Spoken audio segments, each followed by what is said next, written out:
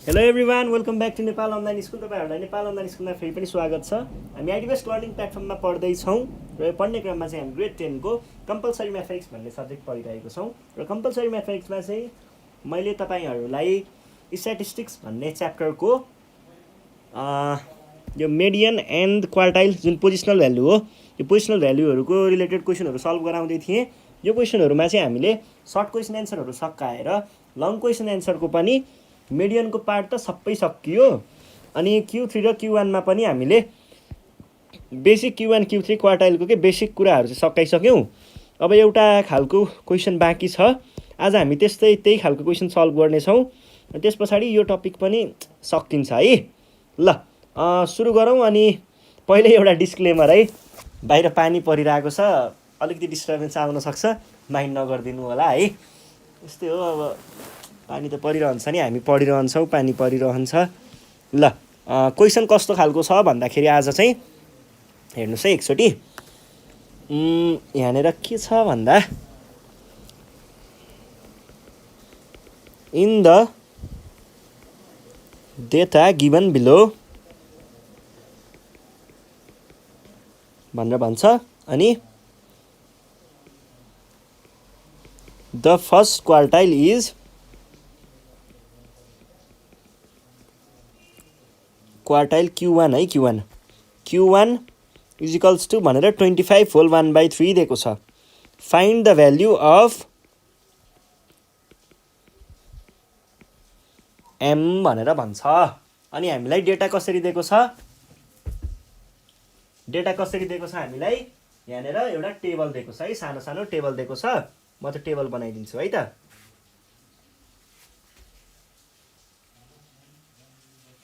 ल हेर्नुहोस् है, यहाँ के दिएको छ। क्लास इन्टरभल भनेर दिएको छ। अनि फ्रिक्वेन्सी दिएको छ। यहाँनिर दिएको छ 20 देखि 24, 2, 24 देखि 28, M, 28 देखि 32, 6 र 32 देखि 36, 3, अनि 36 देखि 40 पनि दिएको रहेछ 1 भनेर। ल यो भयो हाम्रो के त, क्लास इन्टरभल है।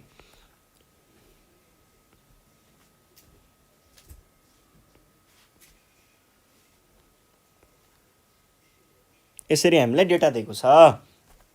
अनि डेटाको फ्रिक्वेन्सीहरू पनि हामीले लेखिसक्यौँ। अब चाहिँ हामीलाई भ्यालु पत्ता लगाउनु पर्ने छ M को। M भनेको के हो त भनेर सोधेको छ क्वेसनले। जब कि हामीलाई यो चिज चाहिँ दिइसकेको छ है, Q1 दिइसकेको छ। अब यसको पत्ता लगाउनको लागि चाहिँ हामीले के गर्ने भन्दाखेरि इक्वेसन क्रिएट गर्ने। Q1 इज इक्वल्स टु, अनि यसको फर्मुलाहरू लगाएको इक्वेसन क्रिएट गर्ने। फर्मुलाहरूमा जे यो M को भ्यालु जे होस् न, फर्मुला चाहिँ लगाउँदै जानुहोस्। फर्मुलामा तलमाथि खेल्दा खेल्दै एन्सर आइहाल्छ है। ल जो कसरी आउँछ भन्ने कुरा पनि हुनसक्छ। हेर्नुहोस्, म देखाइदिन्छु। पहिला सुरुमा गिभन कुरा के छ, Q1 is equals to 25 whole 1/3। अब यो 25 होल 1/3 भनेको के हो भनेर अलिकति म यो मिक्स फ्र्याक्सन दिएको छ, मिक्स फ्र्याक्सनको बारेमा हल्का बोल्छु है। यो मिक्स फ्र्याक्सनमा छ नि, तपाईँहरूले यसलाई कसरी भन्ने भन्दा, यसलाई अब तपाईँहरूले अर्डिनेरी फ्र्याक्सनमा लैजान आउँछ। मिक्स फ्र्याक्सनलाई अर्डिनेरी फ्र्याक्सनमा लैजानको लागि मैले के भनेको थिएँ भन्दा, यस्तरी घुम्छ, यस्तरी कर्भ जान्छ भनेको थिएँ नि। हो त्यही कुरा हो। यो कर्भ कसरी जान्छ, यस्तो यस्तो हुन्छ भन्नुको अर्थ 3 टाइम्स 25 प्लस 1/3। हेर्नुहोस् त, पहिला 3 आयो, अनि मल्टिप्लाई आयो, अनि 25 आयो, अनि +1 आयो, तल डिभाइड बाई 3 त छँदैछ है। डिभाइड बाई 3 छ। डिभाइड बाई 3 भनेको चाहिँ यहाँनिर डिनोमिनेटरमा जे थियो त्यही आएको है। 25 त्यहाँ 75, 1 76/3। अब यो भयो तपाईँहरूले डाइरेक्ट गर्ने तरिका, आफ्नो क्यालकुलेट गर्ने तरिका। यदि तपाईँले यही कुरालाई क्यालकुलेटरमा हान्नु चाहनुहुन्छ भने क्यालकुलेटरमा पनि योलाई सल्भ गर्ने अप्सन छ है। त्यो अप्सन भनेको चाहिँ के हो त भन्दा, तपाईँसँग 900 भन्दा माथिको क्यासियोको क्यालकुलेटर छ भने त्यसमा मात्रै मिल्छ है। क्याल्कुलेटरमा तपाईहरुले यो फ्र्याक्सन बटन युज गर्नुहुन्थ्यो नि, यस्तो परेको बटन हो। यो बटनमा चाहिँ हामीले मिक्स फ्र्याक्सन पनि क्याल्कुलेट गर्न सकिन्छ। कसरी? पहिला शिफ्ट भन्ने बटन थिच्नुहोस्, शिफ्ट थिचेर यो बटन थिच्नुहोस् त क्याल्कुलेटरमा यस्तो आयो होला डिस्प्लेमा है, यस्तो आयो होला। अब पहिला अगाडि कुन छ 25, यो भ्यालुमा यहाँनिर 25 हान्नुहोस्, अनि यो रिप्लेवाला बटन छ नि, रिप्लेवाला बटनको यो साइडतिर थिच्नुहोस् त, राइट साइडमा यहाँ पुग्यो होला क्रसर, यसमा चाहिँ 1 लेख्नुहोस् अनि डाउन थिच्नुहोस् अनि 3 थिच्नुहोस्, इजिकल्स टु हान्नुहोस् त 76/3 आयो होला है। ल यो भयो। अनि यसलाई अर्को तरिकाले पनि गर्न सकिन्छ। अर्को भनेको 25 + 1/3 पनि गर्न सकिन्छ है। यसैलाई हामीले 25 + 1/3 पनि गर्न सकिन्छ। यो भनेको 25.0.25.333333 यस्तै पनि आउँछ है। हो यसको भ्यालु यो 25 + 1/3 पनि हुन्छ। यो भयो। अब हामी यो त अब मैले नर्मल कुराहरू गरेँ, यो चाहिँ कहाँ पर्छ भन्नेको बारेमा कुरा गर्नुपर्दा हो।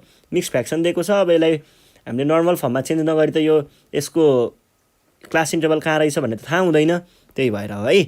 यो भनेको कति आयो त 25.333।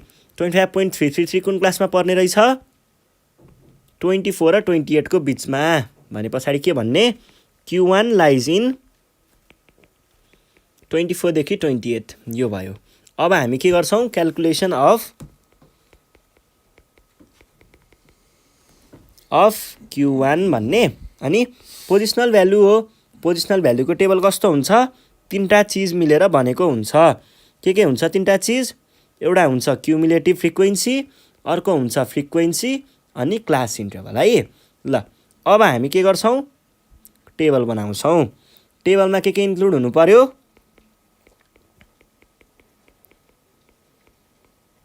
अनि फ्रिक्वेन्सी, अनि क्युमुलेटिभ फ्रिक्वेन्सी। ल क्लास इन्टरभलमा 20 देखि 24, 24 देखि 28, 32 देखि 36, 36 देखि 40। अनि फ्रिक्वेन्सीको बारेमा कुरा गर्नु पर्दाखेरि फ्रिक्वेन्सी भनेको चाहिँ के छ त तिनीहरूको फ्रिक्वेन्सी लेख्नुहोस् है। 2 M 6 3 1। अब क्युमुलेटिभ फ्रिक्वेन्सी चाहिँ कस्तो मजा आउँछ यार। यहाँदेखि यहाँ जान्छ, बस्छ, तल जान्छ, जोडिन्छ, फर्किन्छ, तल जान्छ, जोडिन्छ, फर्किन्छ, तल जान्छ, जोडिन्छ, फर्किन्छ, तल जान्छ, जोडिन्छ, फर्किन्छ। र क्युमुलेटिभ फ्रिक्वेन्सीको लास्टको भ्यालु भनेको सधैँ n हुन्छ। यो भयो है n को भ्यालु। अब हामीलाई थाहा छ, अब यहाँनिर क्लास त हामीलाई पहिल्यै थाहा छ भने डाइरेक्ट फर्मुला लगाइदिने। के को? Q3 को फर्मुला, Q1 को फर्मुला। वी नो Q1 भनेको सधैँ L + I/F N/4 - CF हुन्छ। यो भयो है। क्वेसनले के भनेको छ? 25 होल 1/3 भनेको 76/3 लेखेँ यहाँ चाहिँ मैले। यो भनेको L + यो छ भनेर भन्छ। अब L को भ्यालु कसरी निकाल्ने? L को भ्यालु भनेको क्लासको लोअर वाला पोर्सन भनेको लोअर भ्यालु भनेको 24 प्लस I भनेको यसको इन्टरभल, क्लास इन्टरभल कति छ? क्लास इन्टरभल 24 र 28 मा 4 को क्लास इन्टरभल छ। 4/F भनेको आफ्नो क्लासको फ्रिक्वेन्सी M टाइम्स N भनेको 12 + M, अनि /4 माइनस क्युमुलेटिभ फ्रिक्वेन्सी भनेको चाहिँ आफ्नो भन्दा माथिको क्लासको प्रिसिडिङ क्लासको क्युमुलेटिभ फ्रिक्वेन्सी भनेको 2। और के गरौँ भन्दा यो चिजलाई चाहिँ मैले यतातिर ल्याउन सके भने यो भनेको के हुन्छ त? यो चिजलाई मैले यता लगे भने 76/3 - 24 + 4/M। अब यहाँनिर यसलाई मल्टिप्लाई गर्नुहोस्। एलसिएम लिने कन्सेप्ट हो यो भनेको। कुनै पनि फ्र्याक्सनहरूलाई सबट्र्याक्सन अथवा एडिसन गर्दाखेरि बेस एउटै हुनुपर्छ, त्यही भएर हामीले मल्टिप्लाई गर्ने गरिन्छ है। एलसिएम लिएर मल्टिप्लाई गर्ने गरिन्छ। यो भयो। अनि यहाँनिर चाहिँ कति आयो त भन्दा 76 minus 72/3 equals to 4/m minus 12 plus m minus 8/4। अनि यो भनेको 4/3 इजिकल्स टु 4m 12 र 8 4 प्लस m/4। और के गरौँ भन्दाखेरि यो mलाई चाहिँ माथि पुऱ्याउँ, यसलाई यता पुऱ्याउँ। के आउने भयो त यो भनेको 4m इजिकल्स टु 12 भन्दा पनि 4 र 3 नै राखौँ है। 4 टाइम्स 3 अनि m प्लस 4 यस्तो गरौँ न अझै दामी कुरा पो आयो त। यहाँनिर यो पनि 4 रहेछ, यो पनि 4 रहेछ, काटिदिउँ न यिनीहरूलाई। काटिदिँदा के आउने भयो त? काटिदिँदाखेरि आउने भयो 4/3 इजिकल्स टु 4 प्लस m/m। अब क्रस मल्टिप्लाई गरौँ त। और 4m equals to 12 plus 3m। और यो जुन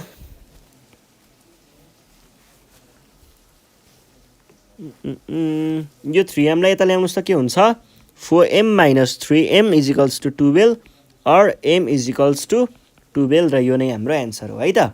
सल्भड। ल, कडा थियो क्वेसन। अब हामी अर्को क्वेसन हेर्छौँ। अर्को क्वेसनमा पनि यस्तै छ कुरा चाहिँ, तर कुरा चाहिँ हामीलाई के को गरेको छ भन्दा यो Q3 को कुरा गरेको रहेछ, अप्पर क्वार्टाइलको है। ल, अप्पर क्वार्टाइलको कुरा गरेको छ। अब यहाँनिर के भनेको छ भन्ने विषयमा हेरौँ है त एकचोटि। यहाँनिर हामीलाई दिएको छ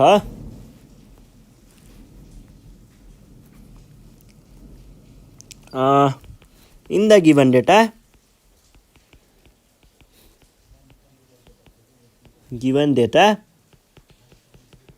third quartile Q3 third quartile Q3 equals to 22.50 अनि find the value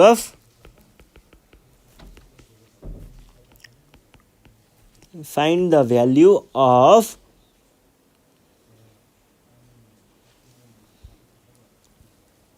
के को हो x भनेर भनेको छ।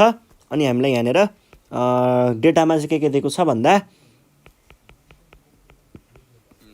मार्क्स अब्टेन्ड र नम्बर अफ स्टुडेन्ट्स। अनि भ्याल्युहरू चाहिँ हामीलाई के फिल गरेको छ भन्दा 0 देखि 6, 6 देखि 12, 12 देखि 18, 18 देखि 24, 24 देखि 30, 30 देखि 36। अनि हामीलाई फ्रिक्वेन्सीहरू चाहिँ के दिएको छ? 5, 6, 4, x, 3 र 2 दिएको छ है। हामीलाई निकाल्नुपर्ने के छ? x को भ्याल्यु। त्यहाँनिर लेखिएको x को भ्याल्यु चाहिँ कति हुन्छ त भनेर सोधेको छ। अनि क्वेसनले आफैले फेरि हामीलाई Q3 को भ्याल्यु पनि दिइसकेको छ है। यति भइसक्ने बित्तिकै हामीलाई फर्मुला लगाएर तलमाथि पार्दै एन्सर आइसक्छ है त। पहिला सुन, फर्मुला कसरी लगाउने, फर्मुला लगाउन के चाहिन्छ भन्ने कुराहरू चाहिँ निकाल्नु पर्यो। फर्मुला लगाउन चाहिने कुराहरू निकाल्नको लागि हामीले टेबल बनाउनु पर्छ। अब टेबल पहिला बनाइहालौँ ल। क्याल्कुलेसन अफ Q कति हो? 3। Q3 को लागि पोजिसनल भ्याल्यु हो। पोजिसनल भ्याल्युको टेबल कस्तो हुनुपर्छ? 3टा कोलम भएको। कोलममा के कन्टेन गरेको हुनुपर्छ? फ्रिक्वेन्सी, क्युमुलेटिभ फ्रिक्वेन्सी अनि क्लास इन्टरभल। ल, ती सबै कुराहरूलाई बनाउनुस् त। यहाँनिर पहिला लेखौँ हाम्रो मार्क्स अब्टेन्ड। मार्क्स अब्टेन्ड अनि आउँछ फ्रिक्वेन्सी अनि क्युमुलेटिभ फ्रिक्वेन्सी। ल, मार्क्स अब्टेन्डमा अब चिजहरू राख्नुहोस्। मार्क्स अब्टेन्डमा 0 देखि 6, 6 देखि 12, 12 देखि 18, 18 देखि 24, 24 देखि 30 र 30 देखि 36। अनि फ्रिक्वेन्सी 5, 6, 4, x, 3, 2। अब क्युमुलेटिभ फ्रिक्वेन्सी मजा आउँछ यो गर्न चाहिँ। यहाँ गयो बस्यो, तल आयो जोडियो फर्कियो, तल आयो जोडियो फर्कियो, तल आयो जोडियो फर्कियो, तल आयो जोडियो फर्कियो, तल आयो जोडियो फर्कियो। अनि के हुन्छ त सधैँ क्युमुलेटिभ फ्रिक्वेन्सीको लास्टको भ्याल्यु भनेको n हुन्छ 20 + x है त। अब हामीलाई क्वेसनले के भनेको छ, गिभन कुरा के छ त, गिभन कुरा Q3 भनेको 22.50 छ। निकाल्नु पर्ने के छ, x को भ्याल्यु। ल फर्मुला लगाइदिउँ, एन्सर आउँछ है। वी नो, हामीलाई थाहा छ नि त है Q3 भनेको के हुन्छ, L + 3n/4 - CF by F * H। अब पहिला सुरुमा यहाँ क्लास डिफाइन गरेन रहेछु मैले। ल Q3 लाइज इन कुन वाला क्लासमा पर्छ, 22.50 कहाँ पर्छ, यहाँ पर्छ है। 18 र 24 को बिचमा 22.50 पर्छ। हाम्रो क्लास यो रहेछ, 18 to 24 वाला क्लास। अब हेर्नुहोस् है भ्यालुहरू, L को भ्याल्यु क्लासको लोवर वाला भनेको कुन आउने भयो, L भनेको आयो 18, Q3 को भ्यालु 22.5 छँदैछ। अनि 3 टाइम्स n को भ्यालु मैले माथि निकालेको छु, n को भ्यालु यहाँनिर छ 20 + x by 4 minus cumulative frequency आफ्नो भन्दा माथिको क्लासको, प्रिसिडिङ क्लासको क्युमुलेटिभ फ्रिक्वेन्सी 15 बाई फ्रिक्वेन्सी भनेको छ, फ्रिक्वेन्सी आफ्नो फ्रिक्वेन्सी x, अनि टाइम्स h भनेको छ, h भनेको आफ्नो इन्टरभल भनेको 6 हुन्छ। 18 र 24 मा 6 हुन्छ है, 6 भयो। अब हामीले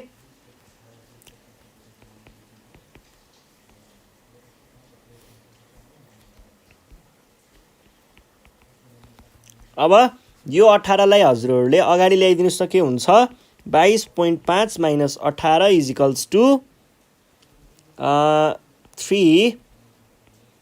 3 टाइम्स 20 भनेको कति हुन्छ, 60 + 3x by 4 - 15 by x * 6 भयो है।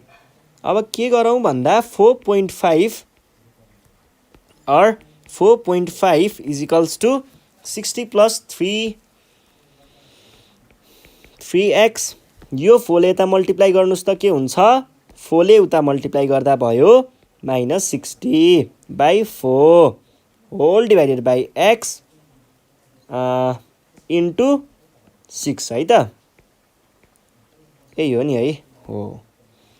और मैले यो यतिलाई चाहिँ अगाडि लेखेँ है, 4.5 = 6 by x, अनि टाइम्स यो र यो गयो, बाँकी रह्यो 3 एकचोटि है,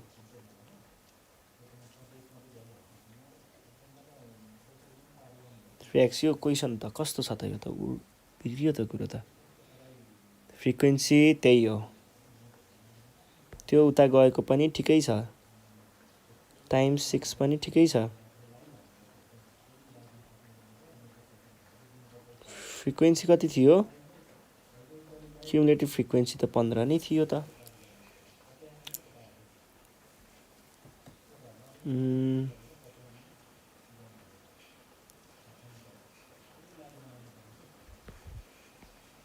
15 र 15 गर्दा ठ्याक्क काटिन्छ त।